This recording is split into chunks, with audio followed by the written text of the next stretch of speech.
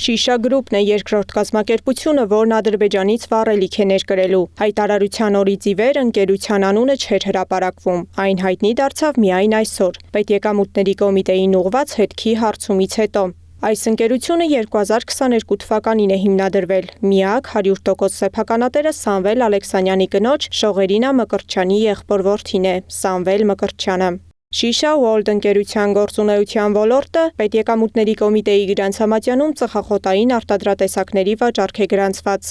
Այն 2022-ին բացման ժամանակ գրանցված է եղել Մազմանյան փողոցում, իսկ այս տարվա փետրվարին տեղափոխվել է Արաբկիր Սոս Սարգսյան փողոց։ Ադրբեջանից Հայաստան հասած 1300 տոննա բենզինի 700 տոննան հենց այս ընկերության կողմից է ներկրվել։ Մնացած 600 տոննա ներկրող կազմակերպությունը Խաչատուր Սուքիասյանին պատկանող Run Oil ընկերությունն է։ Սուքիասյանին պատկանող մյուս Gulf ընկերությունը տեղեկացրել է՝ իրենք չեն զբաղվում ադրբեջանական բենզինի վաճառքով։